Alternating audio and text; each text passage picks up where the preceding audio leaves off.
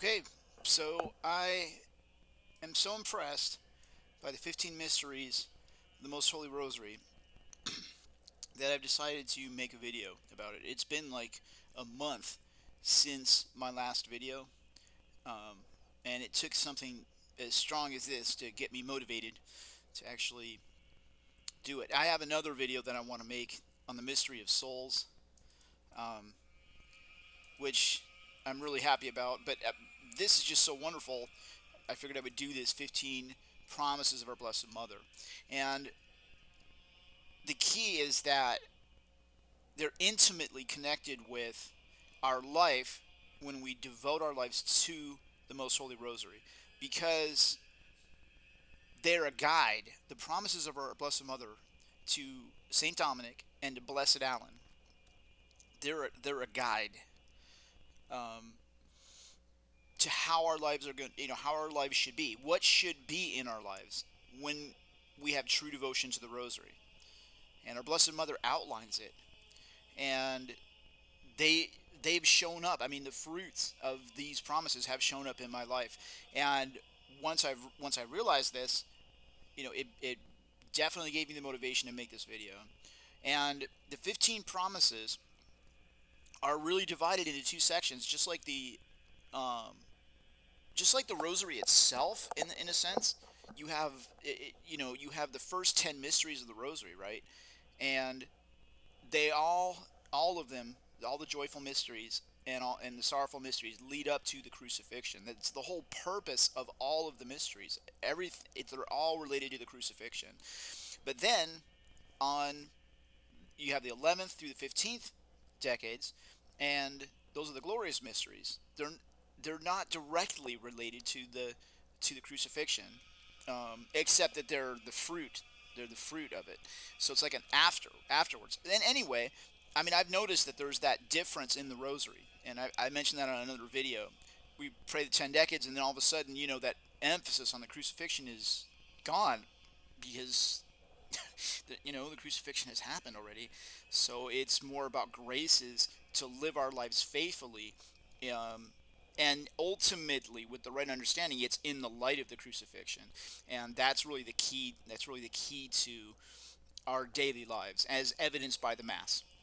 So anyway, I've noticed that the 15 promises of the Rosary, are divided the same way. That there's 10 promises, and the first 10 are like an uninterrupted message.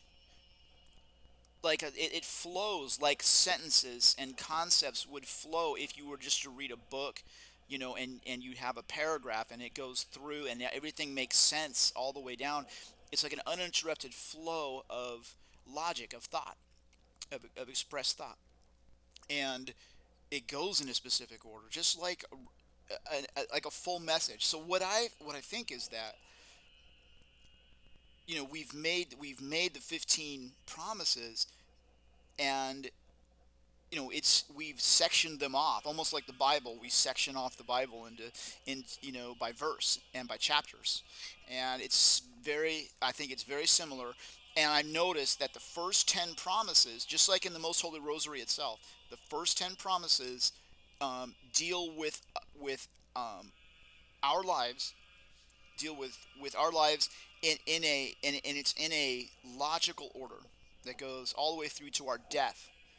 And then promises 11 through 15 then open up. They open up, and it's more general promises.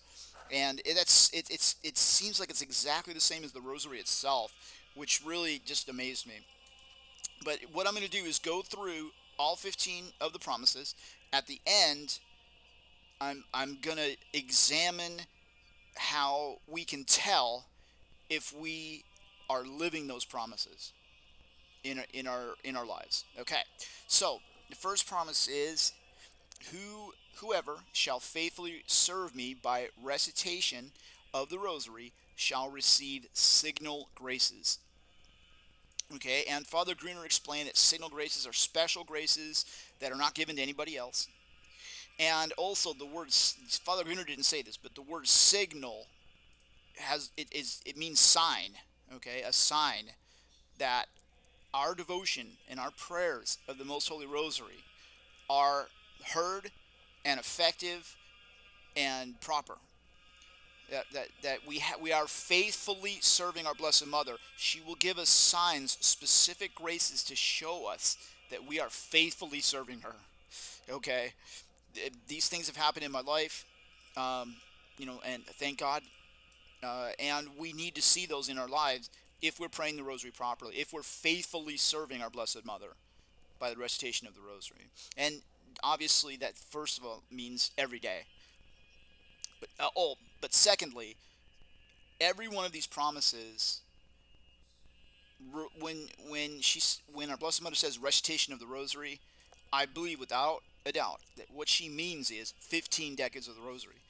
When she gave, when the Rosary was given, in our modern form now, when the Rosary was given to Saint Dominic, it wasn't divided into 5 sections where you pray 1 5-decade Rosary a day, assigned to a specific day. She didn't mention anything about that. The Rosary was always considered 15 decades, the entire Rosary. Okay, so when she gives these promises, the way that we qualify for these promises is by praying 15 decades of the Rosary every day. Okay, and in that way we can be certain that we're going to be receiving these graces, and we will receive signs, and there'll be evidence of it. So, the second promise is, I promise my special protection and the greatest graces to all those who shall recite the Rosary. And again, this is a logical progression of thought. This is like these, even though they're numbered, it's like one entire message that we've divided up into sections. And so that logically continues from the first one. And the that is a wonderful thing that we will be receiving. When she says my, she is speaking as the Queen of heaven and earth.